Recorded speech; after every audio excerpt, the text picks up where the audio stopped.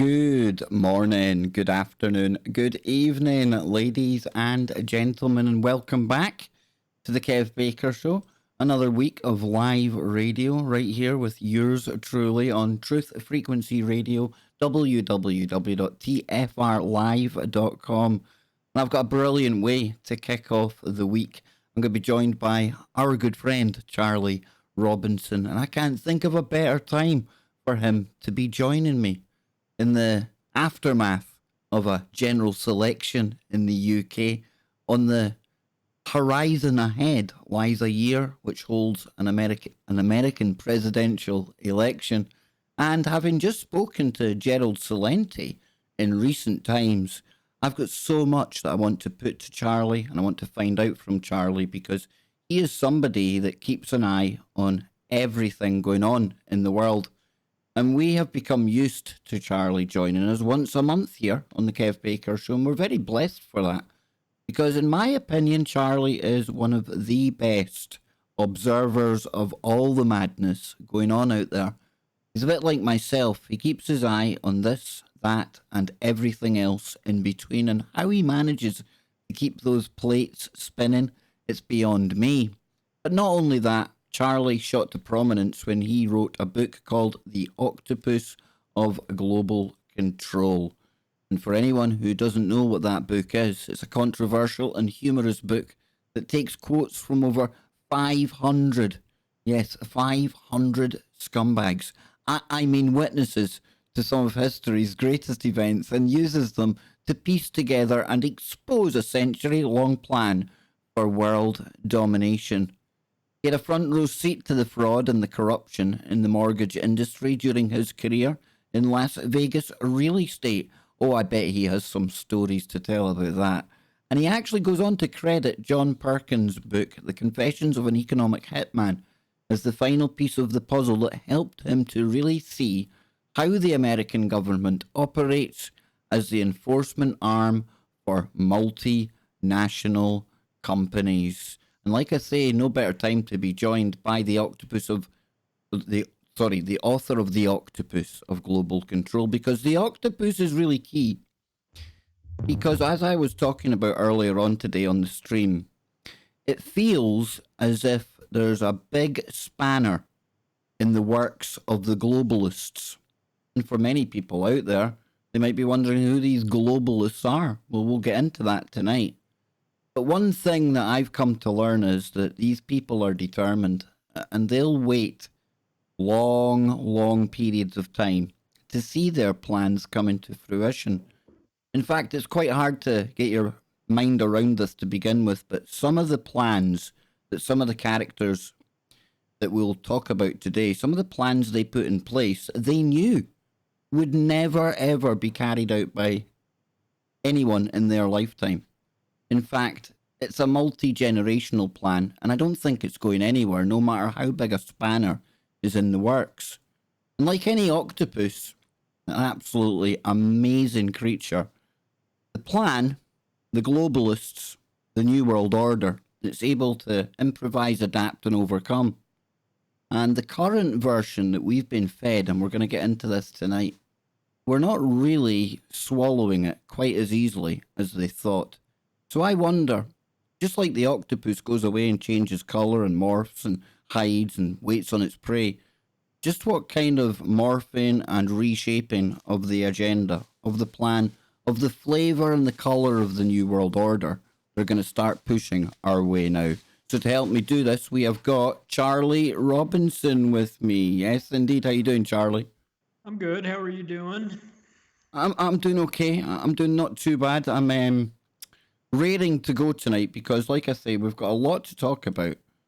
You've given me a couple of articles to get into. But first up, I really want to get your take as an outsider looking in, and then we'll swap roles, of what the heck's been going on in the UK with our general election, dude.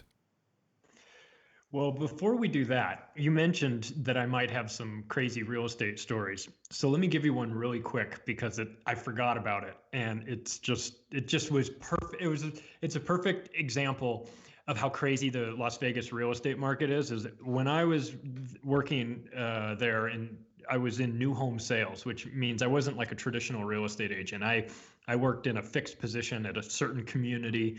They would build a series of model homes, and then there'd be a trailer out front, and customers would come park in the parking lot. They'd come into the trailer. I'd give them brochures and explain about what we're building, and then send them off to the model homes. They'd take a look at those. And and you never knew who was going to come in your front door. And with the community I was selling was about as far away from the Las Vegas Strip as you could get in Las Vegas. It was really far, and there were some days when you wouldn't get much traffic, but it was just like a normal kind of Tuesday morning. I'm getting everything ready, and this dude walks in, and I have that within a half a second, I knew exactly who he was, but he introduced himself anyway. Super squirrely, sketchy guy comes in, sticks out his hand and goes, hey, he couldn't even really make eye contact. Like that term shifty-eyed, that's what this guy was. He was like looking left and right, and he was super fidgety and really sketchy. He goes, hey, how's it going? John Wayne. I was like, John Wayne Bobbitt, I know exactly who you are, man. Have fun in the models. I'll catch you on the way out. And he's like, okay. The dude who had his junk removed by his wife was in looking for a new house for me. And then he didn't obviously buy one. He got back in his car. His car was falling apart, and he peeled out of the driveway, ran a stop sign, and just kept on going. And I was like, wow, you don't see that every day. So. The Bobbittless one. I had so many questions for him. Oh, I bet you did. I bet you did. I decided to just keep my mouth shut, which is hard for me, as you might have noticed. Oh. But anyway, back to your real question. No, that was more interesting than the politics, dude. Politics. Speaking of guys with their junk cut off, let's talk about Boris Johnson. Well, you see, I want your take first on this, right? Because I've got my little thoughts on it. But as somebody from the outside looking in, you don't have the whole Brexit Project Fear propaganda BBC machine going on. What do you think? Well, I think that what they did to Jeremy Corbyn was reprehensible by, painting him with the anti-Semitic line. They're starting to do that here with Bernie Sanders, which is, of course, hilarious considering he's Jewish. But that doesn't stop anyone. I mean, never let the facts get in the way of a good hit piece, right? So what it is this. If you are critical of Israel, you're an anti-Semite. And if you're running for office, then you're really an anti-Semite. And they will fund whoever, they will attack you, make up things, whether you said them or not, it's irrelevant. They'll go after you to try and tarnish you and say, well, if we elect this guy, then what are we just going to, why don't we just invite every anti-Semite in here? It's all preposterous, of course. Everybody's anti-Semitic, except that nobody that I meet is. Everybody that I meet is critical of Israel, but that doesn't make them anti-Semitic, but whatever. So in the United States, coming for this coming year, that we're about to go into 2020, we're going to have an election in November.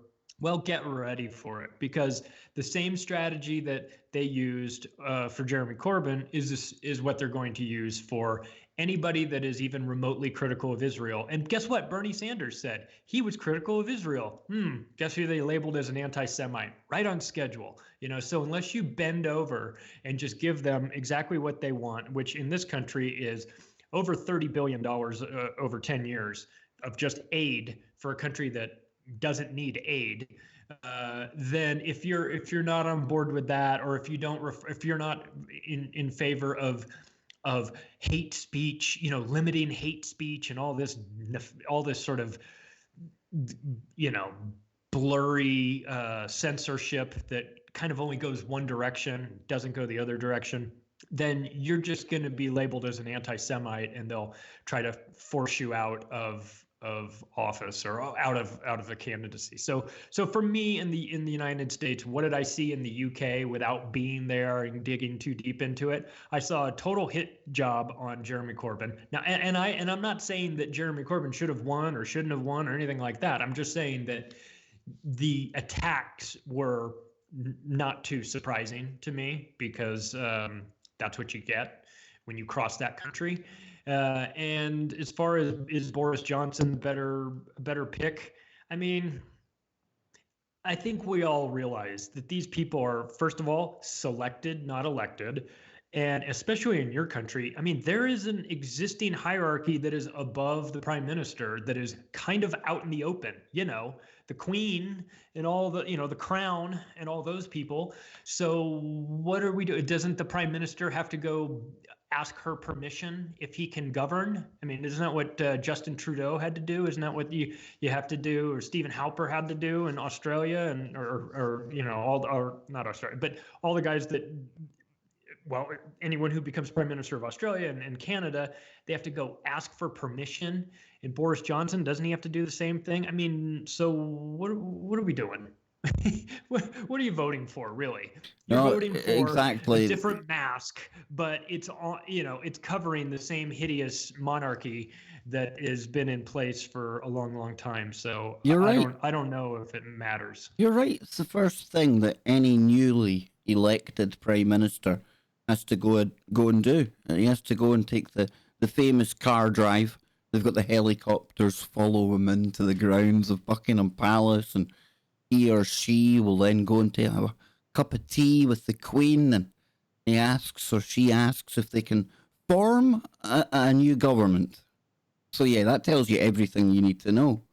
But I was saying to you, really weird times, especially for somebody my age who grew up, and I can remember Margaret Thatcher. Margaret Thatcher and the Conservatives was about as popular as a dose of Ebola kicking around in your neighbourhood. And for me now and many others, especially people older than me that are more oh, thank you very much. That's a super chat coming in, Charlie. How cool does that look? We are the spanner in the works, Kev. Pineapple. We are the spanner or the pineapple in the works. Yes. And for people, especially my mum's age, it's really hard for her to wrap her head around what's going on in this election. Because, we were told time and time again that Labour were surging in the polls and they were popular and everyone wanted their policies because basically they were talking about giving away everything for nothing, as lefty parties tend to do. And traditionally, they've been the party of the working class. And they have. Until Tony Blair came along. And in between Tony Blair coming along and now, Labour have gone from the working class party to the woke class party.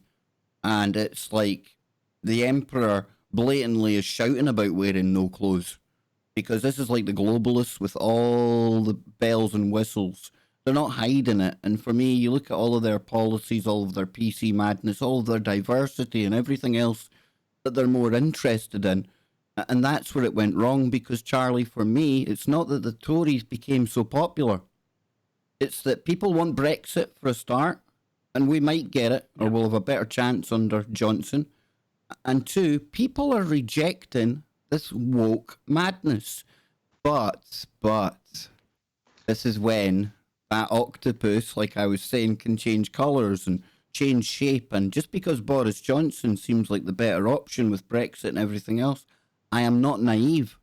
And all of them are wolves in sheep's clothing. They really are. And I just wonder now, with what's happened with Trump, with what's happened in Eastern Europe and parts of Europe as well, Italy, the Five-Star Party, people are giving the middle finger to this current flavour of New World Order. But that ain't going to go away. So what's the new World Order going to look like, Charlie? Does that make sense to you? Yeah, it does. The emperor has no clothes, but luckily he has 53 different genders to choose from. And that's Labour are more interested in virtue signalling and pandering and coming up with what sounds like really cool and trendy policies. But it's not in line with what we've always said. The majority, although silent most of the time, they don't want this crap. And we've always thought this big crowd that are the woke ones and wanted all this. Well, it seems like they are many, but we've just had it proven that they're not many at all. And that's encouraging to me. I don't think this woke culture is going to take hold for too long. But again, I'm worried because what comes back in its place, Charlie? Well, we have the same situation going on here in the U.S. with the Democrats, and they had always been thought of as as a kid, when I was growing up, the way I viewed the two parties was that the Republicans were more of like the stuffy old white guys that were really into war, didn't really care for minorities, kind of operated on the assumption like, well, get a job and help yourself out, like they were anti-abortion until you were born, then they wanted you dead, I always viewed the Republicans as not having as much compassion, being more aggressive, being more military focused, wanting tax cuts for the rich and screw everybody else. Now, and the Democrats, and this is just my perception of it as a kid, the Democrats were more focused on, let's not have these wars. Let's take care of the less fortunate a little bit. Let's make sure that we don't leave too many people behind. Let's try and let's help out the schools and all that stuff. So as a kid, I thought of them as being more compassionate and being a little bit more human. And I thought of the Republicans as being kind of like white devils. You know what I mean? Like as black people think of white people, bad white people as being white devils. I picture Mike Pence. That's the Republican Party to me was just all Mike Pence's, hardcore religious Christian, not very tolerant of other people. Now, the left, the Democrats have gone so far left that they're in outer space. They're talking about 53 genders. They're talking about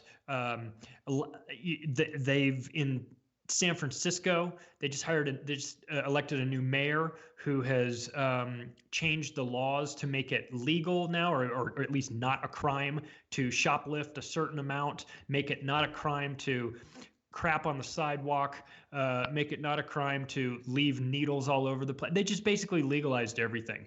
And I grew up in California, lived there for, 3/4 of my life. So I know California pretty well. And the Democrats have been running California for the last 20 years, and it's a disaster now. And I put that squarely on them. And that's part of that woke culture. And we're not going to, we're just going to, everybody's equal. Everybody, we have to indulge everybody's craziest fantasy. Like, oh, you're a big transsexual that wants to come in and read to kids at book time and terrify them and do somersaults in front of them with your skirt on and all. Oh, that's fine. That's normal. That we're all inclusive here. Republican skewing state of Texas, it's turning blue because they're letting so many people up in through that border that they're screwing up the demographics of Texas and turning it from what has always been thought of as like a hardcore Republican state to getting to the point where it's Democratic, or at least close to. Sorry about that, Charlie. I was muted up there, man. Rookie mistake. Too busy listening to you, balancing my plates in the background. But yes, we're a bit of a... I thought the octopus had got our Skype call at one point there, but we're back now. We're good. We're good to go. But yeah, and over here, I mean, this whole wokeness, and you were mentioning the whole transgender topic there. And myself and Charlie have said this time and time before ad nauseum, but we have to say it again. We're not attacking people who have genuine trans issues, have transitioned, anything like that. We're talking about the fact that we're being told that we have to adapt our way of thinking to literally accept what boils down to 2 + 2 = 5. And if we don't accept it, we're the ones that get shouted down and potentially get a visit from the police in this country and told not even what to say or do, Charlie, but what not to think. That's the problem, and people are not buying it. People don't want this. But again, this is an age-old plan, like your book gets into, and unfortunately, I don't see it going away anytime soon. But again, I think this is reason to be encouraged right now if you're in the UK. We can only wait and see if we get our Brexit delivered. But what really scares me, actually, Charlie, and I'm deliberate about using that word, actually, because lots of talk about how The only way Brexit may now be scuppered is with some kind of national emergency. And when you hear talk like that, I'm just saying, man, that's usually them laying the groundwork, paving the way for maybe something around the corner. Just saying. Mm-hmm. Yep. Well, they wrote about that in the Project for a New American Century a year before. We need a catalyzing catastrophic event like a new Pearl Harbor. And then guess what? They got one. So if it doesn't happen organically, it will happen artificially. We all know that. We've seen it. We've seen these things happen. I mean, it's just right on schedule, whether it's Joe Cox getting shot in the head, or whether it's 7/7, whether it's 9/11. You get someone that comes out, and right before an election, you start to see, oh, boom, here comes a big event. Now, in your case, you've already had your election, but I would imagine that when it comes to Brexit, there will be something that will happen. And you'll, like you said, you'll see them laying the groundwork for it in advance.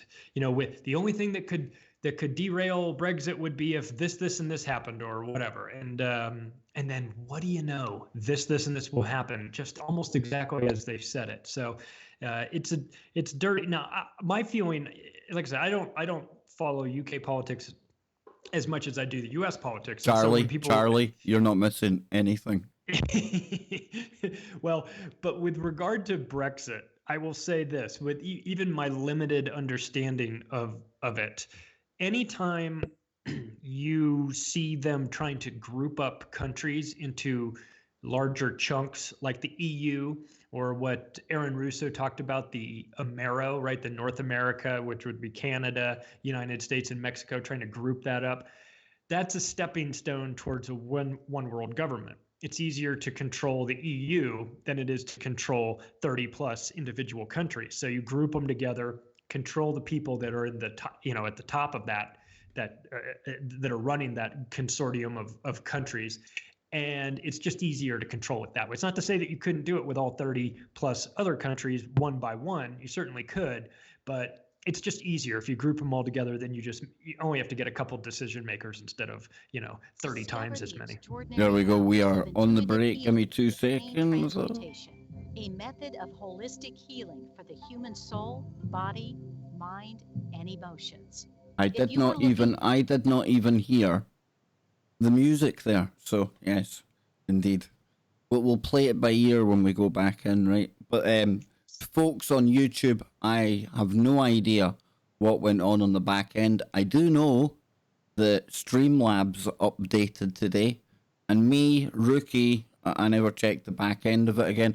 I'm not really keen about checking the back end of things, Charlie. I know. I know that about you. Not exactly my gig. However, this is the other Kev. I'm the soy boy Kev. You like that? Come on. That was kind of nice. That was kind of freaky, actually. See, I've even got a soy boy in my locker now for when we go into those types of stories. See? Oh, that's really scary. Oh, dude, I was watching your friend. People should do super chats just to make sure that you don't use that anymore. Right? Yeah, I was watching your friend from Joy Camp. Benny, is it Benny? Yeah, Benny Wilson. Benny, yeah, I was watching his video yesterday. Amazing. I don't know if you've seen it. It's a bit of a monologue talking about. I didn't see it, but he does these monologues. He's. Did you see it on Iconic? Because I know he's got a show on Iconic. No, I actually seen it on YouTube, but I think you're gonna have to bring him in with you one time the next couple of months. See if you can line that up. I think the three of us could have an absolute blast. For sure. He's hosting in Acapulco this year. Yeah, too. He's going to be great for that. So yeah, for sure. We'll have him when it gets. He's super smart, dude. Super smart and super funny. And he's just about as nice of a guy as you can imagine. That's where I was at his wedding when I met Richard Gage. Yeah. Look at this name dropping. Any more you want to throw out there while you're at it? I mean, listen. What are the chances I get seated at a wedding next to Richard Gage? I'm like, I wrote a chapter about you in my book. He's like, get out of here. I'm like, I'm serious. I Oh, was legitimately impressed, like excited that I got to hang out with him. And speaking to him, I wound up connecting him with Jeff Berwick, and now he's going to be at an Acapulco, which is where he should be. He should be there every year, frankly. you see how it But all lines up. And Iconic, how's that going? I know that's Ike's platform he's been setting up. I've not really checked it out. I've not heard much about it. I think it's a good idea. yeah, I hope, fingers crossed, yeah. it comes off, you know? I signed up for it. I'm a member. I did. Billy Ray Valentine has a show there that he's doing that's phenomenal. So I was a guest on his show, and from what he said, I'll be back on that once a month or so. Awesome. Awesome, dude. And of course, we get Charlie here once a month. While he's still kicking around with us mere amateurs, you know, at the bottom end of the alternative media, you know, rubbing shoulders with these big names out there. This is my favorite show. This is a show I get to just come on and, like I said before, it's like going to Kev's house. We drop truth bombs, dude. We get truth bombs, we wrap them in comedy, and we smack people between the eyes. And it's like a double depth charge, because just when they're in the middle of laughing, they realise how bloody serious it is what we're talking about. For sure. Bang, bang. I like it that way. Here we go. Let's bring it back. There we go. We are back. We are live. Charlie Robinson is in the virtual house with me. Check out his website, the Octopus of Global Control.com. Check out the book. Over 500 people that bore witness to what we talk about once a month when Charlie comes on. These plans to form a dastardly New World Order. Or is it a new World Order, Charlie? And when we talk about these things, there's people out there who will think, it's all conspiracy theory. These guys are mad, absolute mad. There's no such thing as globalism. I thought it was really funny recently when we had those phony kind of impeachment hearings, and we had an English woman giving evidence, and I think she was talking about Roger Stone, and she was talking about how these pesky people with Alex Jones were calling her a globalist, and how she has these ties to George Soros, both of which are utterly ridiculous. One, she currently works at a publication called The Globalist, and she was she was actually one of the vice chairs for one of Soros's very own committees. So I tell you what, if that isn't bizarro land lying in people's faces, I just don't know what is. But who are these people? This is what they do. They lie straight to your face. They don't even care that you're going to fact check them in 2 seconds and find out that everything that they've just said is a total lie. They don't care. When David Rockefeller writes it in his autobiography on page 405, that if some people have accused me and my family of being internationalists, is what he calls it, that we are seeking to control and put together a one world government, something along those lines. He goes, if those are the charges, then I stand guilty and proud of it. So it's like, you want to debate us about whether or not there's globalists or whether or not they're creating a new world order. They are saying it in their own words. I have another quote from David Rockefeller from 1991 in Germany at the Bilderberg conference, where he thanks the media for for holding up their end of the bargain of being quiet about their plans to create a one world government and a new world order. He had to thank them during this meeting for holding up their end of the bargain. So it's not, I'm not saying there's a new world order. I didn't make it up. George H.W. Bush said it over 200 times in his 4 years in office. He talked about the New World Order. You've got Tony Blair talking about it. You've got everybody. You've got all of the high-ranking people. You've got Henry Kissinger talking about it. You have people that in every country. You've got the Pope talking about a new world order. You've got, Angela Merkel and Terry May and, and all these maniacs and Tony Blair and they're all talking about a new world order. What are they? So I'm imagining it. So I'm a conspiracy theorist for pointing out the fact that they keep saying it, and now in the US, a couple weeks ago, someone was talking about it, and they were saying, thank God for the deep state.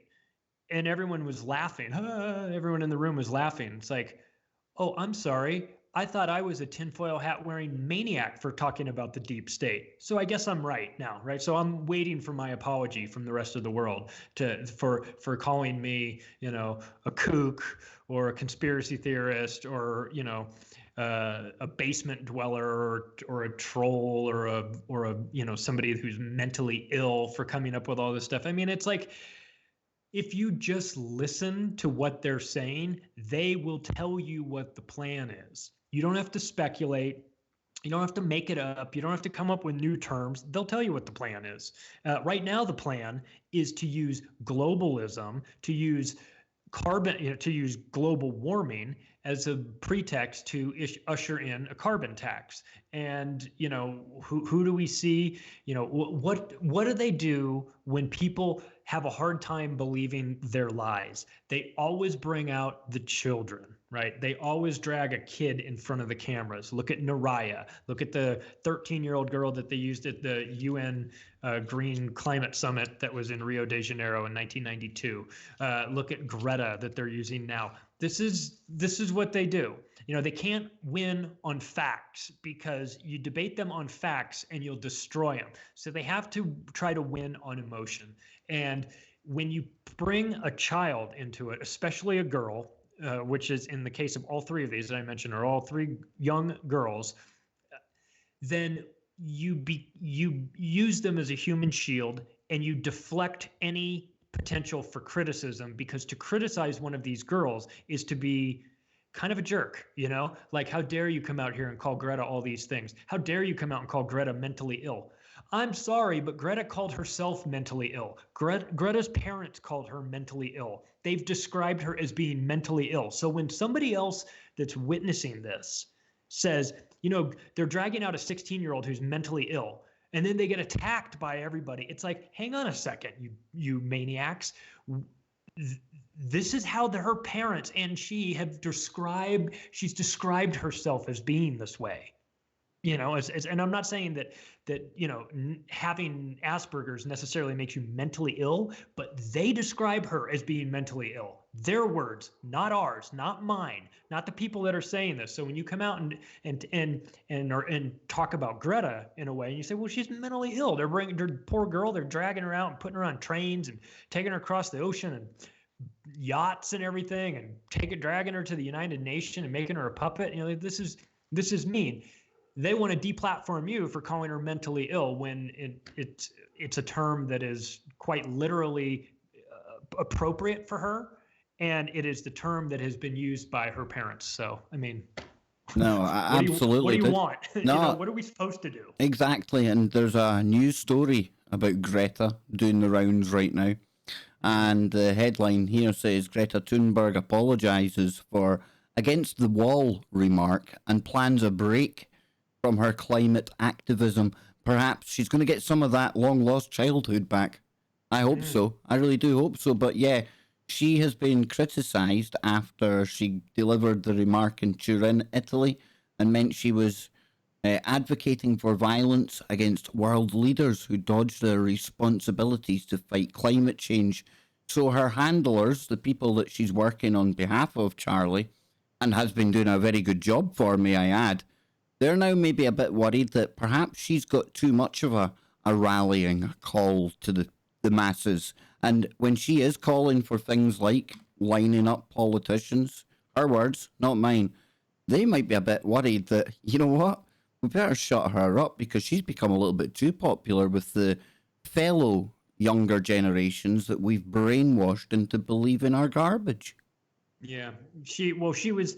you could tell part of this is staged because, well, it's all staged, but her invitation to the United Nations, where she goes and lectures everybody and gives the whole "how dare you" speech and all of that, and how she's berating all these people and everything.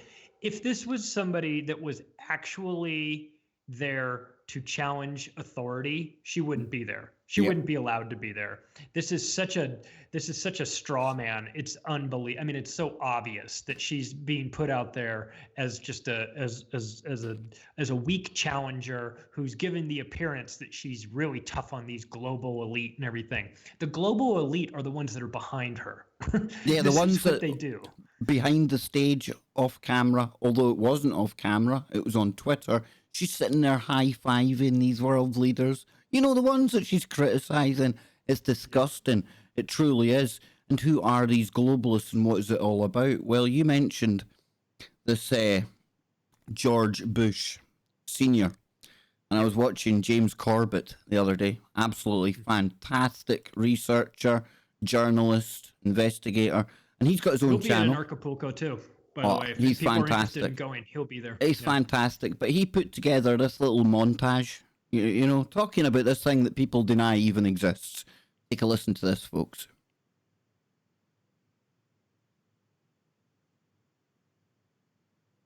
Okay, hold on. It would help if I unmuted it. I'll get it back, Charlie. Don't panic. My mistake, rookie mistake. Here we go. It is a big idea, a new world order. There is a chance for the President of the United States to use this disaster to carry out what his father, a phrase his father used, I think, only once. Only once, Charlie. Only once. Really? And hasn't been used since, and that is a new world order. Out of these troubled times, our fifth objective, a new world order, can emerge. A phrase his father used, I think, only once. We have before us the opportunity to forge for ourselves and for future generations a new world order. And after 1989, President Bush said, and it's a phrase that I often use myself, that we needed a new world order. There's a need for a new world order. This would be the time, because you really need... These creepy globalists, they just keep coming and coming. World order. Out of it came a new Europe, a new world order, a new consensus as to how life should and could be lived. That there was it. That picture there, his face. That's what a minion from hell looks like, folks. Where's the guy with an extra shoe when you need one? Oh, I tell you, he goes about with hellhounds. I tell you, man, this guy smells the sulfur. He smells of the swamp. A new consensus as to how life should and could be lived. Nothing less than a new world order. This is the pledge of the world's most powerful leaders, representing 90% of the global economy. I think a new world order is emerging, and with it the foundations of a new and progressive... He looks like his head's made out of Play-Doh. Let's get to the story here, which is you worked all weekend over in D.C. at the IIF highlight. And when we asked you what the highlight was, we want to talk about it. You said the new world order. What does that mean? So, Charlie, James Corbett goes on to explain what it means to him. We've talked about the New World Order, but I want to ask you, and it ties in with another article that you've read and sent to me. We're going to get into who are the current kind of crop of globalists we need to be worried about. Who are the globalists that we throw under this umbrella? Well, I mean, it's still a lot of those same old scumbags that you saw in the video. I mean, as you noticed, most of them live to be abnormally old. Henry Kissinger, of course, and all those guys. But the people that are the new world order, or the people that are running the United Nations, people that are running the World Bank, the International Monetary Fund, the people that are running the Council on Foreign Relations, the Atlantic Council, the German Marshall Fund, the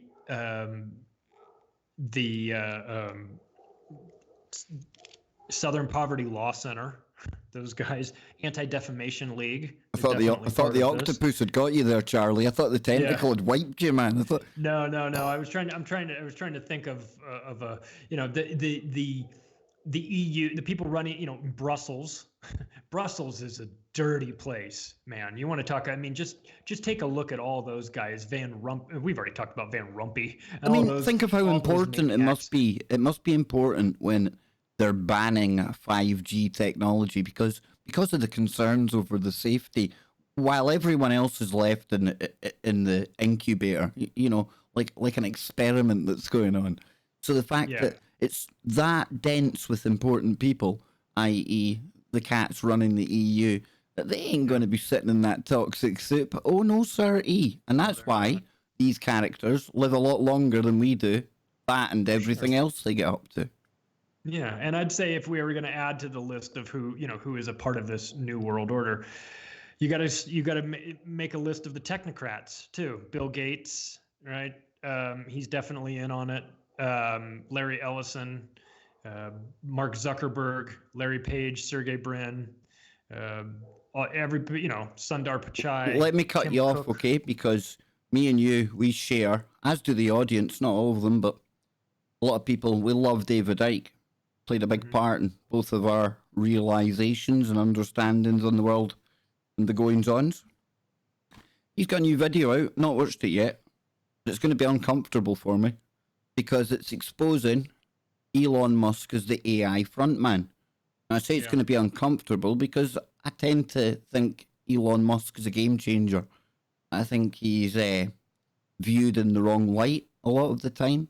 But like I always say to people, Charlie, you have to listen to all sides of the story and you have to challenge your whatever ideas and beliefs you have on anyone. What's your take on Elon Musk, though? Because I want your take, I feel the same way as you, which is on the surface, he seems likable. He's definitely smart. I like that he is not afraid to tackle big problems, but I do have questions about his ties to Peter Thiel, who he was a co-founder of PayPal with, who has gone on to start Palantir and had a oversized stake in Facebook for just $500,000, which I think he turned into $5 billion. I think Palantir is one of the topics that will get you into trouble and probably could get Skype interference. That's a big topic, man. That's a rabbit hole. Yeah, for sure, because it's a software company that deals almost exclusively with the Pentagon and the Department of Defense, and so you've got, and we've talked about his, Peter Thiel's ties to Ambrosia and people like that, or companies like that. So Elon Musk is involved in that, and he's involved in, he's friends with all of these guys. He's running Tesla, of course, we know that.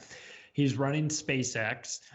He's folded Solar City into Tesla, which a lot of people questioned the accounting on that, and I think I would too if I were a shareholder. So he's got his company, the Boring Company, which is talking about drilling holes under Los Angeles and things like that. I mean, one thing that we can all agree on is it's pretty awesome when you build flamethrowers and sell them to the general public. I like that. Excuse me, not a flamethrower.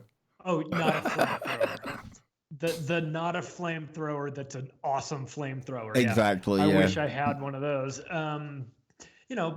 So on the surface, I like him. I like that he's talking about, being in a hot tub, talking about whether or not we're living in a simulation. I mean, I think we see in him a little bit of ourselves, like a little bit like the best version of ourselves, if we actually weren't just smoking pot and talking about the simulation, but like the next day we went out and actually did it. Yeah, if you could do something about it. Yeah, right. Exactly. We're like, wouldn't it be cool if we could like drill under Los Angeles and build these tunnels and then we wouldn't have traffic? That's where it ends for all of us, right? Except for him. He's like, the next day he's like, all right, so what do I need to do to actually do this? And so then you've got on the Joe Rogan show, Joe was talking about flying cars, and he deadpan seriously said, well, obviously I thought about that, Joe, but it's just too dangerous.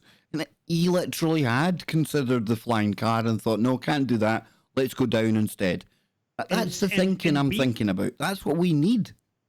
Of course. And I'm sure we've all had these conversations with our friends, late at night or even for you, probably even on the internet with Joe and Scotty and everyone, where you're talking about, on Freaky Friday, you're talking about crazy things. Like, can we have flying cars? Dude, we've saved the world 100 times and we're still here because of these conversations. Do you know what I mean? Exactly. But if you guys had a couple $2 billion to play with, the next conversation might be, all right, how do we allocate some of this money to actually make these things happen? So I think when people see Elon Musk, they see him as a guy who is a big thinker, but also has the financial capacity to try and get these things done. So we like him. We like that part of him. Now, I haven't seen the David Icke video either, but I subscribe to the same philosophy you do, which is I gotta hear every side of the story. I like Elon Musk. If I find out that he's a globalist scumbag in disguise, which may very well be the case, it would be disappointing to me. But my focus, like yours is on the truth. And if the truth leads me to a point where I have to change the way I feel about Elon Musk, then I have to change the way I feel about him, because the truth is the most important part. And my perception of the truth is secondary to the actual truth. So, I hope that he's on the good team. There may be a part of him that's a little of both, right? He's got to be, he's in his heart, he's a good guy, but he has to play the game a little bit, you know what I mean? And maybe he has to do, so I don't know exactly where he falls on this scale, but I skew towards the side of liking him more than not liking him. But I do admit that he's got ties, because he's got to have ties to some people that I deeply distrust. And so that's something to consider. Well, I mean, I will always have ambitions to get Elon onto the show. That would be the unicorn, the ultimate unicorn to get on here. But I thought that about David Icke, and he's been on. I thought that about Geordie Rose, and he's been on. And I think talking to Geordie Rose, I think it gave some of the audience an opportunity to maybe, at the end of it all, view him in a different light. I know I certainly did.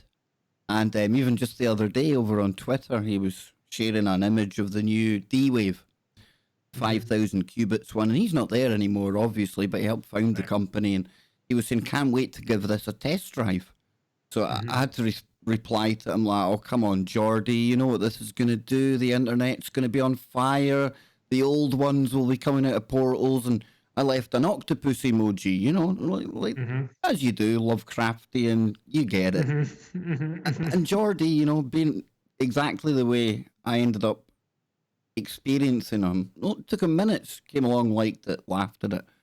Point being, I think when you see these people and give them the opportunity, Charlie, like we're talking about listening to David Icke talking in a negative light about people we like. Well, if you go and watch somebody maybe you don't like, but really listen to them and try and leave your ideas about them at the door when you come in.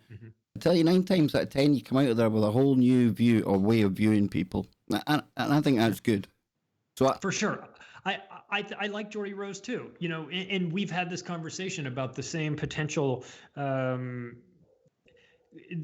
questions you could have about somebody that has designed the D-Wave computer and where that, you're talking about opening Pandora's box with that, right? And in the ramifications of that.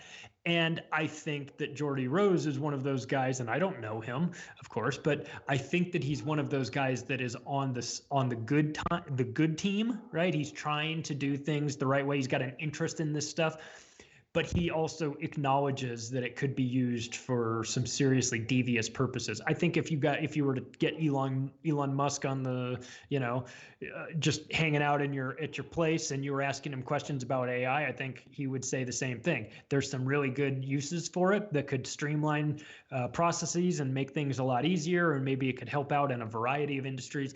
But there's certainly a danger to it as well. I think that he would be upfront about that. And I agree with you that it's important to listen, hear what people have to say, guys that you like, guys that you don't like, hear them out a little bit. Now, in my case, like, you don't have to do it with everybody. Like, I've heard enough from Henry Kissinger to know exactly how I feel about him. Nothing's going to change my mind about that guy.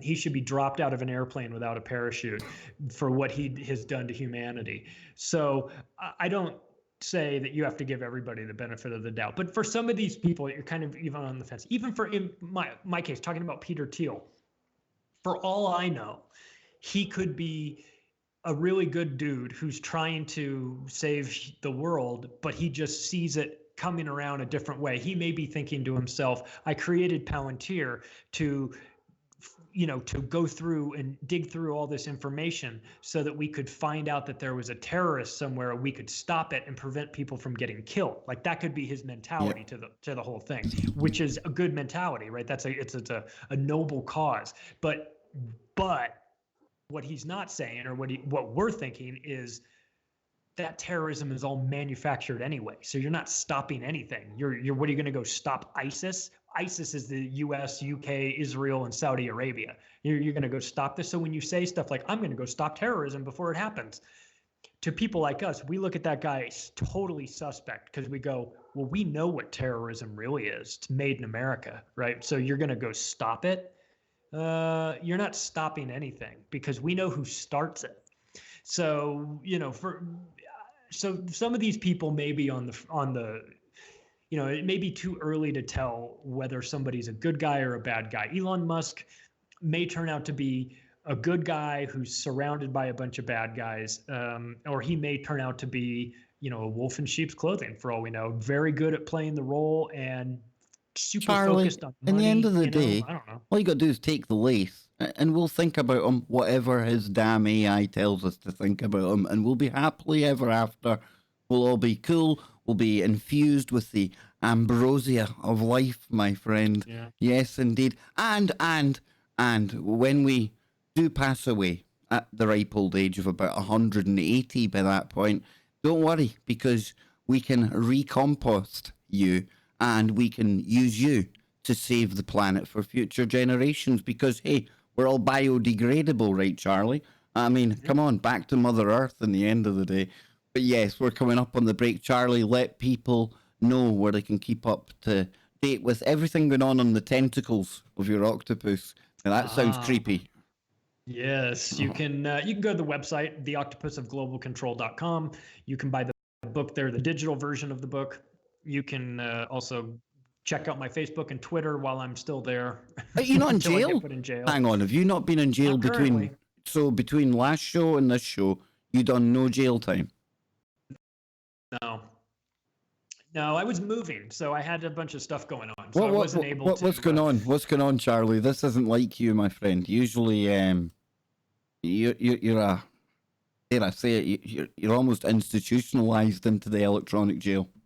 I know. I posted something on Facebook today that I was pretty sure was going to get me put in Hold Facebook that jail. thought. Hold that thought. We're right on the break, folks. Hold that thought. We'll be right back. Yes, indeed. And dang, there's something glitching out here today. I don't know what. I think it's my end, Charlie. We've got skipped frames on YouTube. So anyone on YouTube, apologies if it is jumping around a little.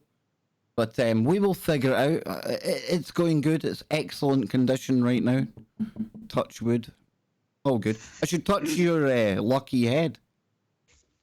If I just kind of if I just kind of put my hand there, I can almost rub your head, man. I know. It's like the Brady Bunch. What's creepier, me talking about your tentacles or rubbing your bald head? I don't know. Well, when I was on with Sean Atwood, someone in the comments said it looked like two shaved balls.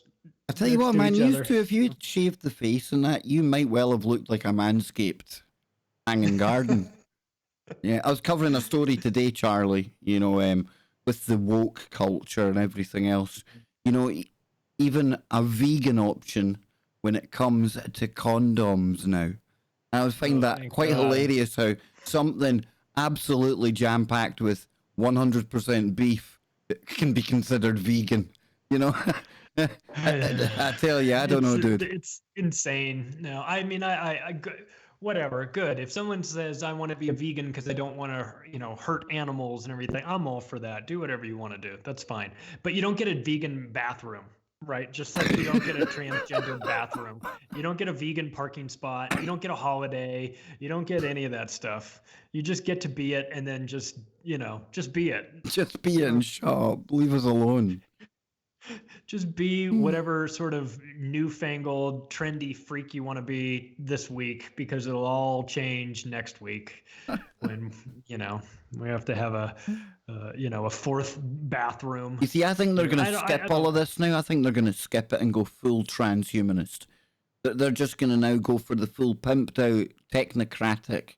We'll wire you into our world, our digital world order. I think this might be the new approach. They might just go, because let's face it, they've addicted people enough to the dopamine. Me and you included, Charlie. We're all at varying degrees dopamine reliant now, you know? So they could. Yeah. Put that neural lace on you, and then if you get out of line, they just, you know, just give you a good little buzz and I know get people. you back. I know people that would take that lace. I don't think it would be too hard to sell at all. No. No. There's people that will. There are people that are tattooing their, you know, their eyeballs. You know, putting ink in their eyeballs and everything. I've watched Up until about the crazy last 20 prison years, documentaries about that. this kind of technology, up until say like maybe even the last 5 years, even. Because things are speeding up so much now, but this would always have been like regarded as taboo. And even if you weren't Christian, it would still be what you'd call the mark of the beast type kind of thing. Mm-hmm. But yet now we're at the stage now where I think that kind of thinking, it's almost been programmed out. And people so addicted, so in love with their technology, I really think it's the easiest form of bringing us together somehow. I don't know, Charlie, how this plays out in the real world. I really don't. Whether it would be, I don't know how you would build it, but they're not going to push this gender stuff, this PC stuff for too much longer, and they're going to go full change yourself. Yeah.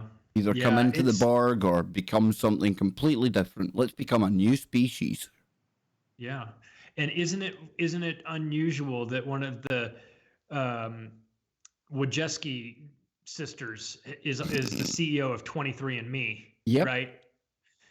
And her ties to Google and YouTube and all of that. And we love Google and YouTube here, Charlie. We love Google and YouTube here. Oh yes, we love our overlords. Yes. No, Keep the super chats coming. I genuinely do love my overlords. I do. I've got a handler and everything, and she's absolutely fantastic. We love YouTube here. Big shout out to Team YouTube. Welcome back, ladies and gentlemen. Yes, hour number 2 is upon us, and Charlie Robinson would be actually crawling through my monitor right now and slapping me about the face for what I just said to him at the end of that break there. I was joking with Charlie, you know.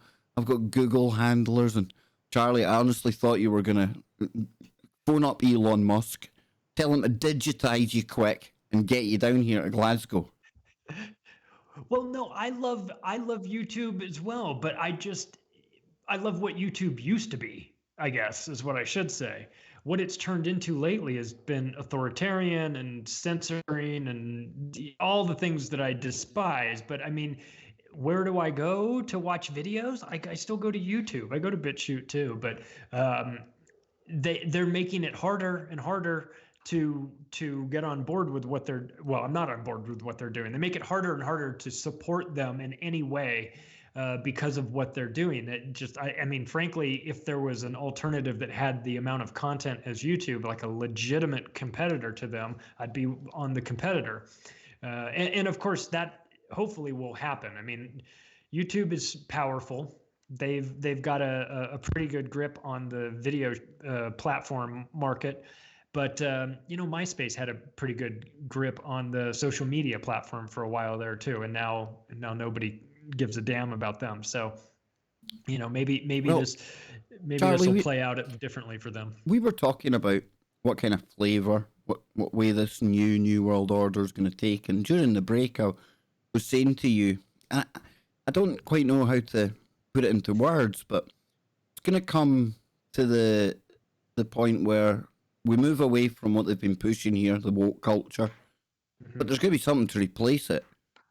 And I think they've taken society to the perfect place where they could go full Matrix on us, like roll out this full merge with the machine reality. Yeah. Again, you get. I can't really put into words how that all plays out into a global government, but that's one way that you could probably get the masses to agree, come together, and what comes after that, I don't know. Well, it would start with a currency. It would start with a digital currency, and it would be sold as a convenience. You don't have to carry all this dirty cash around with you. You can have you can conduct transactions without easily through a form of cryptocurrency of some kind. So I could see it happening that way. I could see it happening as far as convincing people that it'll always come as it'll always be sold to people as a convenience.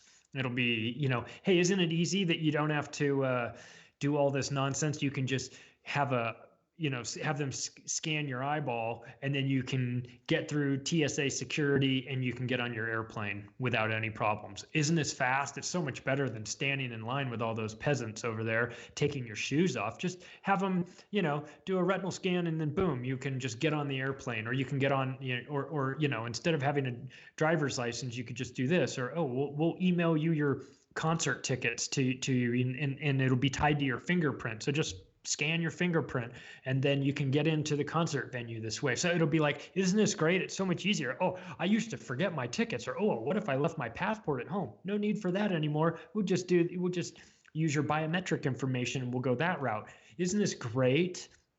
Until it's not, right? We've got the real ID card being with this rolled out scenario in you're 2020. going with that scenario, I think you would agree you need some kind of event.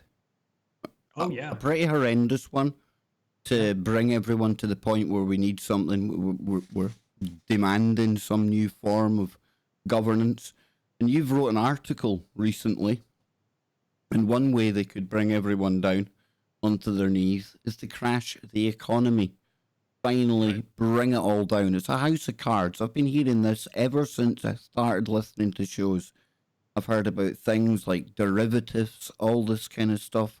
Bubbles, they inflate and they burst them, they boom. Everything controlled about it. But this is what I want to ask you then, Charlie. When they bring it down, and we'll get into your article in a second, which was really good, by the way. Really enjoyed it. Thoroughly enjoyed it. Thank you. And when it does crash, does the New World Order come back with America as the global policeman, or do we see it switching over to the more conservative and tyrannical BRICS style flavor of digital governance that we're seeing China implementing so quickly in their country right now? Yeah, I think that the globalists, going back to the globalists and what their plan is, they're not so concerned with national sovereignty. They're not America first necessarily. They're globalists, right? They're interested in multiple countries. It's in their best interest to get rid of the United States as it currently exists, which is to as the last remaining superpower, to take it down because it stands in its way. It makes sense for them to want to destroy it. So if you look back, if you watch the foreign policy or in the monetary policy of the United States, and you look at it instead of how we normally assume it, which is that the things that are happening are designed, America is acting in its own best interest and it's trying to do this, this, and this. Look at it from a different standpoint. Look at it like if you were trying to destroy the United States from another, if you were on the exterior trying to destroy the United States, what would you do? How would you go about doing that? Well, you'd bankrupt them, right? You'd convince them to spend all their money on stupid stuff like, wars everywhere. $5.9 trillion is what it is slated to cost as far as direct investment and future costs for the Iraq war alone. Almost $6 trillion. We just had the Afghanistan papers come out showing that they've already spent $1 trillion there. So now you're talking about $7 trillion on wars that have achieved, besides killing people, of course, for American people, they've achieved nothing. As an American, I do not benefit at all from Afghanistan being destroyed or Iraq or Syria or Libya or any of these places. I don't benefit from that. It doesn't do me any good. In fact, it does harm to me because now everybody thinks that my country is a jerk, which they should, because they're out indiscriminately destroying other countries on false pretenses. So there's that. So you would convince them to spend all their money. You would drive them into massive debt, which we've done as a nation, just on a government level, 21 trillion plus and counting. You would convince them as a society taking to such drive transport themselves for into massive debt, which we have. You would destroy their culture from within. You would get them confused about their sexuality. Who, are you a man, woman, one of 53 genders? What are you doing? What are you? You would destroy their manufacturing capacity, which we've done. You would create bad trade deals like NAFTA and GATT and things like this. You would go out there and debase their currency, which they clearly have over the last 100 years through the Federal Reserve, not to mention the missing 21 trillion that Catherine Austin Fitts and Dr. Mark Skidmore have pointed out that the DOD and HUD have lost, which of course nobody thinks they actually lost it. So you would debase their currency, you would debase their society, and all of these things are being done right now. So the next book that I have coming out is talking about the collapse of America. And I argue that it is not accidental, that it is intentional. It is an intentional collapsing of the American empire. It is coming. It's in play. Look around, be objective, take a step back, look at what's happening. It's happening now. And if you take the cycle of the American empire, you line it up next to the other empires that have come and gone over the last 2,000 plus years, we're at the last stage. We're at the final stages of it. They draw this circle. They draw this circle of the stages of empire, and how they go all the way around, they come back to the beginning, and then they collapse. We're at the last stage. It's undeniable. It's just that our efforts, what is happening to us. Division, fighting between class warfare. We've got millions of people. We've got 2 million people sitting in jails and prisons under what? For having a plant in their pocket. I mean, it's crazy. You've got the destruction. You've got the removal of family, fathers from inner city homes, which destroys the inner city. You have and on top of all of this, the sort of intangible component of this is that you've destroyed hope. There's no hope for many people. And so why do you see opioid addiction spiking? Why do you see drug use through the roof? Why do you see communities disintegrating? Because you have no hope. When you have no hope, what's the point? What's the point of sticking around? It's not going to get any better. And all of these things are not accidental. They're planned. They're planned by guys like David Rockefeller and George Soros and these guys. I mean, and I know it's kind of easy to just point the finger at a boogeyman, but you got to point the finger at somebody. Because these things are not organic. They're not accidentally happening. They're happening because of decisions. I mean, the manufacturing component of the United States being shipped out through NAFTA was not an accident. They knew that was going to happen. Ross Perot said that in 1992. The giant sucking sound you're going to hear are all the jobs being lost. He was right. You know why he was right? Because he was objective and honest, and he saw what was going to happen, and that's what would happen. And it wasn't like, oh, we just got it all wrong. Gosh, if we could only go back and do it, we'd do it differently because, we didn't want all these manufacturing jobs to disappear. No, we've lost 50,000 manufacturing facilities in the United States. It's not an accident. It wasn't a big mistake. It wasn't a miscalculation. This is exactly what they wanted. This is what they want. They want to destroy the United States. And we're all fighting with each other about, red team versus blue team and who's going to win this election. It doesn't matter. Doesn't matter at all. It does not matter if the Democrats win or the Republicans win, because it's things that are going to stay constant. There's going to be plenty of money for war. There's going to be no money for fixing our infrastructure and for helping actual people. We're going to go destabilize more countries and steal all their resources because God knows we don't have any industry of our own anymore. The only thing that the United States makes is bombs, and they export them to foreign countries and drop them on brown people, as George Carlin said. This is what we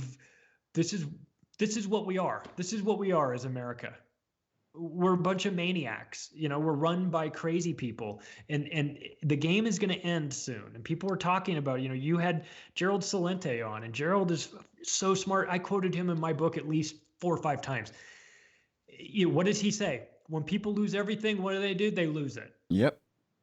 And they're making it so that everybody loses everything because they want people to lose it. They want chaos. What's the old term? Order out of chaos, right? Well, they want the chaos so they can reorder things. They want a new world order, as we talked about earlier. You know That's what really they want, and they're going to get it. What really sickens me, Charlie, is the fact that our young people today, they're being saddled with such debt. Now, I never knew the figures or anything else, and I still don't know the figures. However, I was shocked to read that they've got some kind of exemption where even if you declare bankruptcy, right? Oh, don't worry about that. We've still got the hooks in you. It made me think of the whole when vaccine companies and things, when they make mistakes, how they're just, pardon the pun, they're immune from prosecution, right? It's the same gig here. That's shocking. Yeah, the only immunization you get from vaccines is if you're a vaccine manufacturer who's there, who had the law passed in 1986 to make them exempt from lawsuits. And they say in the same sort of thing. So when you can't compete in a free market, right? So before that, so I don't want to go too far down the path of the vaccines, but just to set the context for this, is that in the 80s, the vaccine manufacturers were losing so much money because they kept getting sued because their products kept killing people and hurting people. They were getting sued so badly that they got a bunch of their lobbyists together and a bunch of their powerful friends in Washington, and they went to them and they said, listen, we're going to stop making vaccines because it's a losing proposition for us because we keep getting sued unless you people in Washington do something about it. And so they wrote up that 1986 provision that made it illegal, made it so that the consumer could not sue the vaccine manufacturing That's company wrong. So for wrong. liability. So of course it's so wrong. It's like, what should we do? Should we fix our product to make it safer so that it doesn't hurt people so that they don't sue us? Nah, that's too much work. Let's just pass a law making it illegal for people to sue us instead. It's and cheaper. So you wonder why the anti-vax crowd is all up in arms about this. They have a point. They're damn right about it. This is a huge problem. And so what did you mentioned it about the credit, it's student loan debt. Well, to add on to that, and I can use my own experience here, you talk about this in your article, but I never remember any, and I mean any, education as to when it comes to money or stuff like that, finances. And when I was in school, the only economics I got was home economics. Now, on the surface, that sounds like budgeting for the house, right? No, in reality, it means cross-stitching your name and baking a couple of cakes. Right. So this ties in with what you were saying in your article. Kids leaving school, they've got no clue, and then immediately, like hooks, all the tentacles of the financial sector get their hands on them, right? Yeah, and if people want to see the article, it's on Activist Post. It's called, the title of it is, While Drowning in a Sea of Debt, Americans Grab Fed's Inflatable Life Raft Filled with Broken Glass and Surprise, More Debt. And it actually is an excerpt from a new book that I'm working on right now. So I just wanted to test it out. I sent it to the editor there, and I got an email back in 30 minutes, and he said, this is perfect. I'm running it right now. And I was like, great. So it talks about, it's more of it's debt related, which I know kind of makes people's eyes gloss over, like debt and everything. But listen to some of these statistics about how much debt is accumulated in the U.S. So in the past decade, the amount of student debt held by American college students has doubled just in the last 10 years to $1.5 trillion of student loan debt. Now, what we were talking about earlier is that with the vaccines is that the companies that do that loan to students for college, they were having a lot of their debts be unpaid. So what they did was they went to the government again, because when you can't compete in a level playing field, you get the government involved, because that's fascism, or corporatism technically, but you get the government involved, and they made it so that you cannot discharge your student loan debt through bankruptcy like you can other debts. Like right now, if you get a bunch of medical debt, you can file for bankruptcy and you can get it wiped out through the court. Can't do that with student loan debt. Why? Because the lobbyists for these student loan companies went to Washington, discovered that it's much cheaper to buy politicians than it is to change your business model. And so they bought politicians and made it illegal for people to sue them or for people to discharge their debt. That's what it boils down to every single time. Greed. Greed. It's greed. It's just pure greed. I mean, in a free market, these companies would go out of business. The vaccine manufacturing companies would go out of business if they keep getting sued because their products are killing people, as they should. It's an incentive. It's the understanding that if you make an inferior product, it won't sell, So somebody will come along and do it better. But when you have the government backstopping and protecting you, then it removes all incentives for there to be high quality products, whether it be vaccines or whether it be debt or whatever. So I'll keep going. I'll go on a little bit more. So debt related to car loans for Americans is at 1.3 trillion and rising. Combined consumer debt for Americans is 4 trillion. It's not slowing down at all. Just in the United States alone, this is staggering. There are 500 million credit cards in circulation right now. 500 million credit cards in circulation just in the United States. And, more than half of all Americans that have a credit card balance have been carrying it for over a year. There's 37 million people, or roughly 10%, a little bit more than 10% of the United States population that are classified as seriously delinquent on their debt. And home loan debt in the United States is $13.15 trillion and counting. And the millennials already have accumulated $1 trillion in debt. And, so debt is like, we used to have slavery in the United States where they would put the big chains on people, right? And the big black chains around their ankles and wrists and the big weighted balls so you couldn't get away. And what we have now we have invisible chains, and that's debt. And the debt has taken the place. It's tricky because it doesn't feel like you're in chains, but you really are. You're a slave to paying this back. And the people that, somebody like Joe Biden, who's running for president, who his number one campaign contributor has been for the past 40 years, has been credit card companies. One credit card company in particular has financed his campaign. So this stuff's not stopping. The consumer debt isn't going to get any better. They've figured out that in this world that we live in, it's more advantageous to them to just go buy politicians who are obviously available for sale, and keep them and let them just set up a layer after layer of laws to protect these companies and these industries from any sort of real change happening. The thing about Obama, when Obama ran, was, what did he say? Hope, hope, hope. The thing about hope is it's always in the future. It's never in the present, right? It's always something you aspire to. And here we go. We're going to have an election again. We hope that things are going to change. We hope that things are going to get better. Opium, baby. The masses love their opium. Exactly. There's no reason to be optimistic or hopeful that anything's going to change in the consumer finance industry when the guy running for president, Joe Biden, has been bought by them for 40 years. It's not changing. It's only going to get worse. Opium is the crack of the conspiracy movement. People come looking for answers. Most people, we've got a problem with Charlie's camera going a bit funny there. Like you say, people, a lot of the time, nothing left to lose. And it's not wrong. It's not bad to look and be hopeful and look for, some chink of light out there, and somebody comes along promising you, this and that. And it's easy. It's what you want to hear. And it's also what a lot of these snake oil salesmen take advantage of online, Charlie, as well, right? Because they know that people are very desperate on many levels. And just when you think, you've probably come to a community where we're all like-minded, we're all, we've all got that shared common enemy. We should be okay here, right? Nobody's going to stab you in the back here.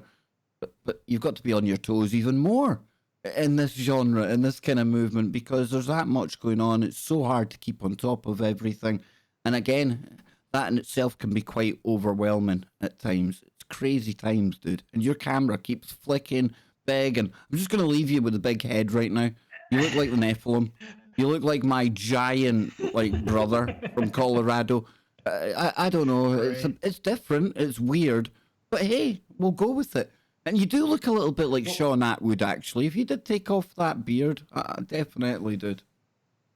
My wife always tells me that I have such a small head. She wants me to be in front in the pictures and her to stand behind because she says, my head is so much bigger than yours. You have this little pinhead and everything. Are you like Beetlejuice? Are you like Beetlejuice? Remember Beetlejuice's little head on the big shoulders and that? Is that what you're like, dude? That's what I'm going to do to you for the next promo for the next show. Charlie Robinson as Beetlejuice. I wouldn't do that to you. I'd far rather use Hank, because everyone uses Hank, right? Yeah, I just think of Beetlejuice from Howard Stern, too. You know, that little guy. Brilliant. The little shrunken head guy. Yeah. Indeed. Yeah, we're living in a crazy world, but you know, I wrote that article. I mean, part of the reason why I posted that article was just to remind people about how important debt is in our daily life, how much it controls people, because it doesn't get talked about all that much on the nightly news. And you'd mentioned how you had home economics, but you didn't have real economics as far as, you know, managing money. And that's something I mentioned in the article, is that's intentional. You know, they don't want you understanding how central banking works. They don't want you understanding how anything related to money actually works. Because if you understood, or you had at least a decent grasp on it, you would, first of all, you'd be panicked, because you would understand that the value of your money is falling every single day. That's not accidental. That's a product of central banking. And it wouldn't take you too long to kind of say to your friend, like, hey, doesn't this whole central banking thing kind of remind you of a Ponzi scheme? And the reason why someone might come to that realization is because it is a Ponzi scheme. Yeah.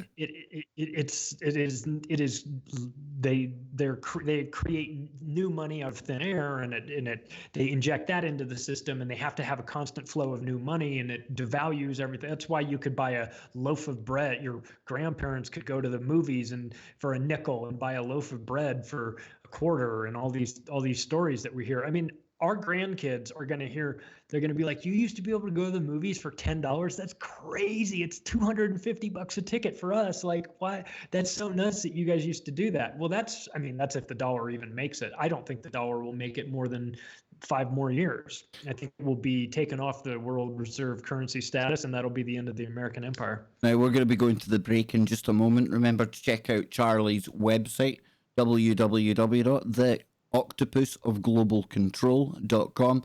We'll be right back. There we go. Yes, I think we're still going out. Yeah. Serious issues here tonight, Charlie. I don't know what's going on, man. Hey. Oh, there's my big head again. There's your big head again. Look at it. Hey. It's massive, dude. It's a mess. It's a mess. Why is it doing that? That's bizarre. There you go. No, it's gone again. Oh, dude. I give up. I assure you, nobody wants to see me that far up close. It just adds to the comedy factor, an unintentional funny factor to the show.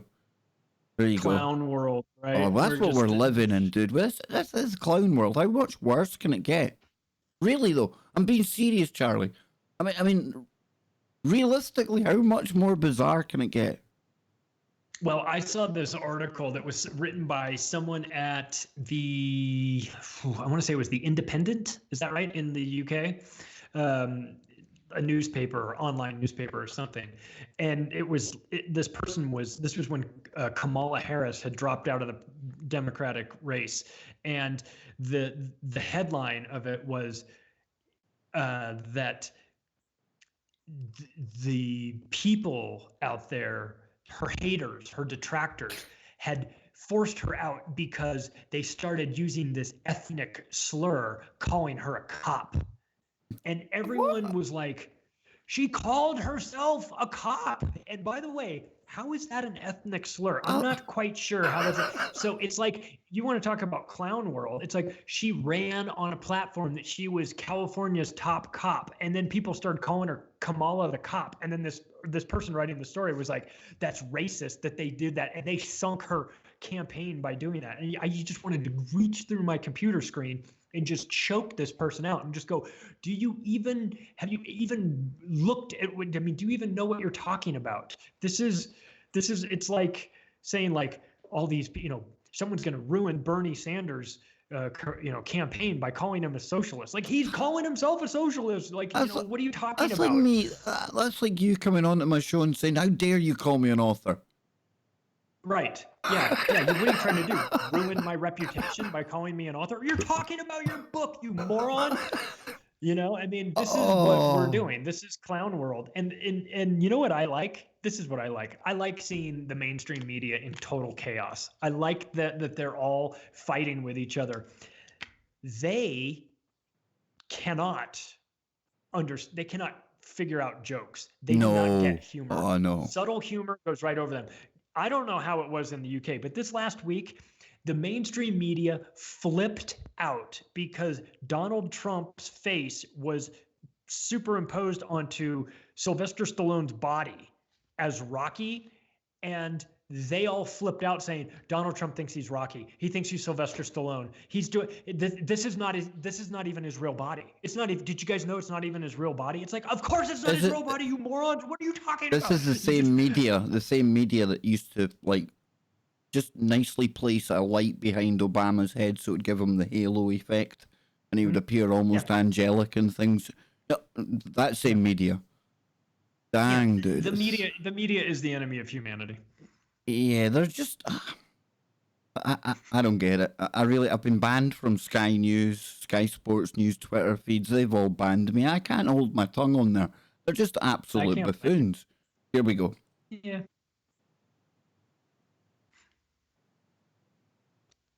There we go. We're back. We're live. One segment to go with my good friend Charlie Robinson. Don't forget, check out his book, The Octopus of Global Control. I was about to say your book's called The Author of The Octopus of Global Control. That would have been a bit of a weird one. But yeah, Charlie, great having you here again, man. Always like to hang out with you. Any shows you've been on lately for people to check out? Anything coming up in the near future to look forward to? I did a show with Tony Merkel called The Confessional, which was cool. I recorded it yesterday. Whoa. Is that like Angela's little brother? Like as in Angela Merkel? No. That'd have been funny. Definitely not. Yeah, This guy was cool. He's got a podcast. I did that. We recorded it on Sunday, and so it should be out pretty soon. In Acapulco, going back. This time I might have some peyote stories to recount, because there's an option for that this year there. I'm telling you, man, and Acapulco is where it's at. I'm so excited to go. You're gonna have. It sounds like John one little. McAfee It sounds like a little corner of the world that has been uninverted. It sounds like it's a little corner of paradise in amongst the madness. It's just a bunch of people that have a low tolerance for low tolerance for authority, unnecessary authority. You know what I mean? People telling you what to do just for the sake of telling you what to do. Yeah. I think I've mentioned this before, that anarchy doesn't mean no rules. It just means no rulers. And so it's a different sort of philosophy. It's kind of like self-governance as opposed to self-governance. Yeah. Right.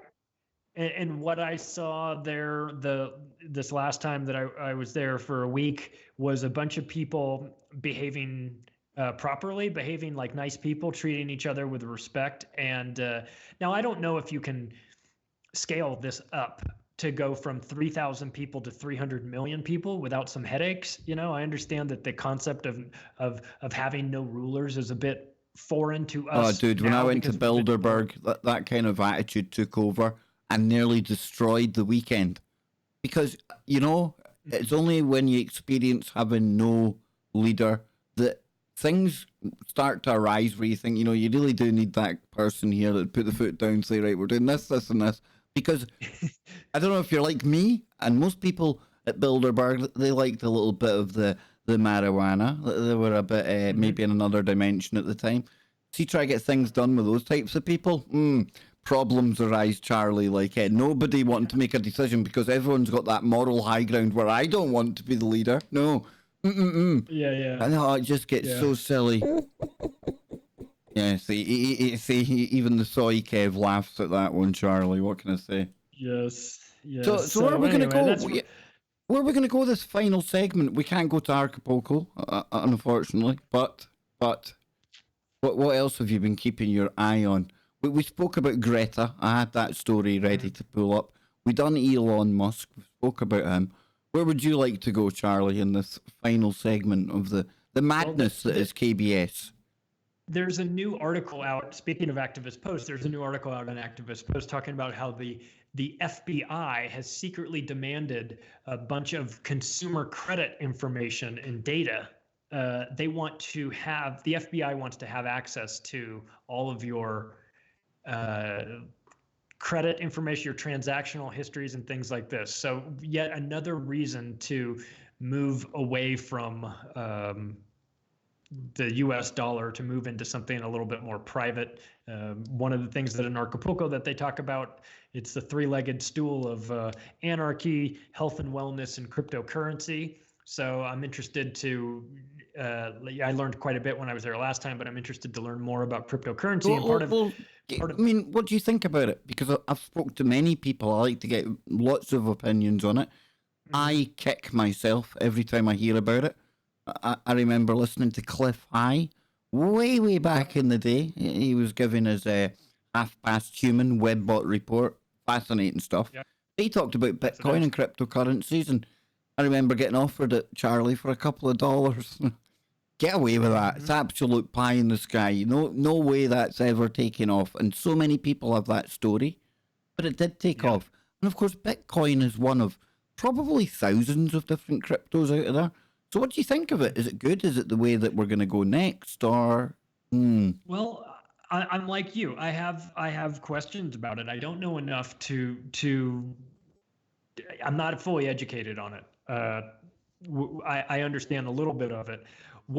There is one component of it that makes me nervous, and it's not necessarily Bitcoin related. It's just the digital part. And that is that, we know about Aaron Russo when he did his documentary Freedom to Fascism, talking about being friends with Rockefellers and how they said they wanted to get everybody chipped, and they wanted that would be the way that you would pay for things, was that you would be chipped, and it would be, they'd remove cash and it would be all digital. So that aspect of it concerns me a great deal. That if we go away from cash, if we go away from a tangible asset that we can hold and look at, and we go to something digital, well, then it starts to get into the realm of where it's kind of out of our control. If the power goes out, where does it go? What's to stop the government or somebody that's better at computers than we are to just hack in and take it? These things, the fact that it's not tangible makes me a bit nervous, but there are components of something like Monero, which is a cryptocurrency that's more very strange technical glitches that we're having today. And yes, listen, you know how I roll.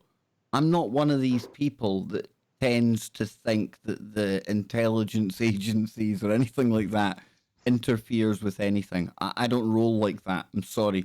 For anyone who thinks I might be one of those people, sorry to disappoint you. But yeah, Charlie, I tell you what, everything that could go wrong tonight, I think just about has gone wrong. So yeah, we're back here to finish the show. Just maybe, hopefully. I don't know anymore, dude. It's just crazy. I'm just going to say that it's because we're talking about dangerous things and they're trying to silence us. You're going to go for that angle? You go in there? No, it's technical. I'm sure it's just technical. I'm trying to reshape your picture right now, and I tell you, that picture you sent me for the promo today, it's like one of the biggest pictures in the world. I don't know what the file size is, but when I just tried to Like, I can't get your camera anymore, so I'm just trying to scale you down to put you on here. We probably don't even have anyone on the simulcast anymore, so I want to thank everyone so much at tfrlive.com for hanging out.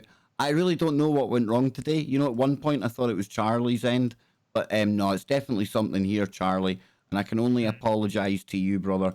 But Oh, it's fine with me. I'm sorry for the listeners, because nobody likes the frustration of their electronics going out. It's just nothing will push me over the edge faster than my phone not working or my computer crash. Actually, the printer. I don't know. My arch enemy. I can think of many things that might trigger me along the way to in these days of many triggers out there, Charlie. Yeah. Well, like clapping. Loud clapping, I know, triggers you. We don't do clapping. Yes, we do jazz hands here at TFR. Yes, just in case. Thank you, comrade. Yeah, just in case we offend anyone. We don't want to damage anyone's eardrums or anything, Charlie. You know. No. A weird world. Yeah, and it's just getting weirder. I'll tell you what, George Carlin was right when he said, when you're born in this world, you get a ticket to the freak show. And when you're born in America, you get a front row seat. And that's what we've been experiencing here in America. But, when I was in London this summer, I felt like I saw plenty of the freak show there, too. I mean, I feel like maybe might not have been a front row seat, but it was certainly second row. I mean, there was plenty of nonsense going on over there. It was when Trump was there and they had the streets blocked off and the inflatable Trump baby that was flying. And, how ridiculous was that? It's so great. You and I both subscribe to the same philosophy that we take a lot of this stuff seriously, but at some point you have to laugh because it is so preposterous. The sort of things that are normalized and the sort of things that we just kind of have come to accept as being the way they are. And you take people that are not from like the Western world and you inject them into this system and they look at it and they go, what are you guys doing? What's going on here? Like, why are you, is this normal? This is normal for you? Like, this sounds like crazy stuff. Like in the United States, as an example, it's legal to run pharmaceutical ads on TV and you have no idea what you're missing.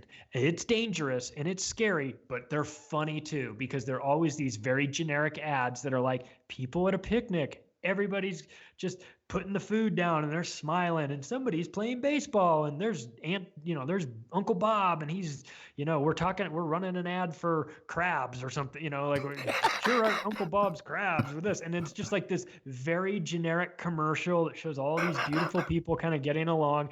And then comes the disclaimer. And the disclaimer is like side effects may include everything that you're trying to take this medicine to cure, for one. Dude, myself and my son. Spontaneous diarrhea, spontaneous combustion, nightmares, you name it. It's this crazy. I mean, you gotta laugh at some of some of what is passed off to society as being normal. We're not living in a normal society anymore. We are living in bizarro world. No, me and my son, we watch wrestling, and there's a new franchise, AEW, it's called. And every time the ads come on, me and my boy, we laugh so hard. They've got a thing on there. I can't remember the name of it, and I wouldn't want to advertise it anyway. But like you say, the disclaimer that comes at the end of this one, I swear there's nothing funnier on earth. It's about a 3-minute ad. It's to tell men that it's going to make you more manly when you get on in life. But then when you listen to the side effects, which take up the majority of the ad, by the way, it sounds like it has the risk of taking away absolutely everything that still makes you manly, Charlie. Risk of loss of libido, appetite, testosterone. It's full of all these things. It's ridiculous. But I bet people still go and buy it. They'll still go and pay inflated money that they don't even have. They'll put themselves more in debt to go and get it. I know that you were taking Chantix for a time, or I don't know if that's the same name that they use in the UK that they use here, but there are websites that are devoted to people telling their the dreams that they've had, the nightmares that they've had while on Chantix. And it is, I mean, I feel sorry for these. I know that you've taken it too, and I think you probably have had these nightmares as well. I feel sorry for the people that have had it, but it is the funniest stuff I have ever read. I mean, it is horrifying. Yeah, you know, describing like the best story, dragons and people being lit on fire. And the best story I share with people is a story that one of the counsellors, the fact they give you a counsellor in the first place tells you everything, right? Mm-hmm. But the counsellor was telling me about an old lady who was scared about coming off the tablets. She actually wanted to stay on them and wanted to find if there was any way she could make the 12-week course last longer. The reason she wanted to was because the dreams are so vivid that it was the first time since the passing of her husband that she really felt close to him again. And I tell you, nothing pulls on your heart quite as much as that. But that's how real these dreams are, Charlie. I used to joke, it's not a dream, it's another world that you go to, but it's real. It's so real, it's uncanny. You've brought it all back to me, dude. It's like a DMT trip. Over here they call it champ, as in champion. There's nothing champ about taking those things, man. Whoa. Yeah, this stuff, I mean, I don't know what's in it exactly, but you know, it's another pharmaceutical concoction. You know, like Zyban is an interesting one too, because that's a drug that's used to stop smoking as well. But Zyban and Wellbutrin are the same chemical component, and Zyban helps you quit smoking, and Wellbutrin is an antidepressant. But they're the same thing chemically; they're identical. The only difference is the name. Well, we are almost out of time, and I want to thank everyone listening at Truth Frequency Radio, iHeartRadio, TalkStream Live. We got there in the end. We did get in, well, just about got there in the end. We had a workaround. Charlie, I want to thank you for your patience. And of course, everyone out there, please stay tuned, because Lockie and Dr. Brooks Agnew, they will be taking over after the break from this amateur 2 hours to the slick and glossy professionalism that Brooks Agnew and Lockie deliver every time right here on tfrlive.com. And don't forget, check out my good friend Charlie Robinson's website and his book, The Octopus of Global Control. I'll be back tomorrow night on the Kev Baker Show. I think tomorrow night might be open lines night. I need to look at the schedule. Wednesday, I think we've got Ben Emlyn Jones, and on Thursday, we have got Brendan Drackler. So until next time, folks, I will love you and leave you, and we are out of here. Let me see now, where are we?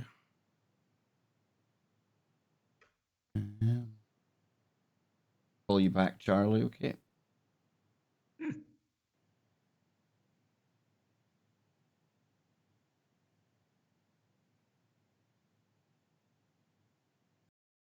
I'm still here on YouTube, folks, I know that, but Skype wasn't letting me disconnect from the network this time. I tell you, man, this has been one heck of a day.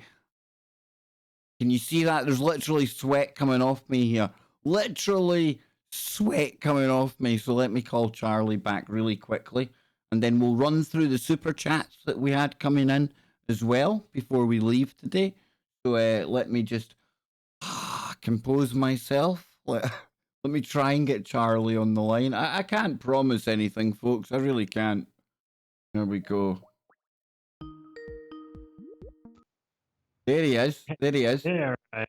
Yes, you're back with me. Made it across the finish line. Dude, like one of those marathon runners that's shitting themselves as they cross. Oh, wow. That was horrendous. And we're still on YouTube right now. So, yeah, well, I'm just going to read out the super chats, and then we are out of here, and I want to shout out to Billy Ray Valentine, who just texted me that he's listening. Love you, Billy Ray. See you soon. Awesome.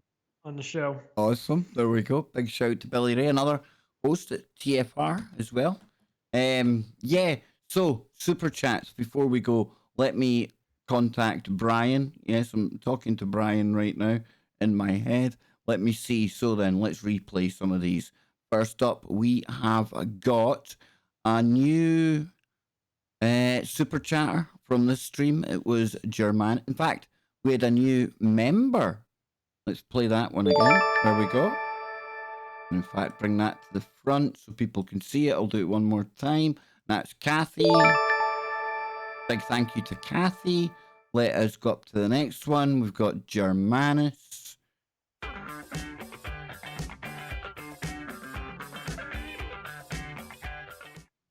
We are the spanner in the works, Kev. Yes, indeed. That should be on a t-shirt. We are the spanner in the works.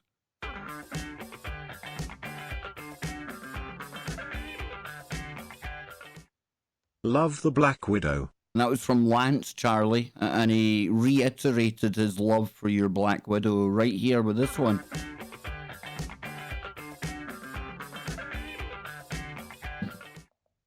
Did I mention the Black Widow on his shirt Lou fit? There you go. So a big thank you to everyone out there. Charlie, I'll let you say goodbye to her.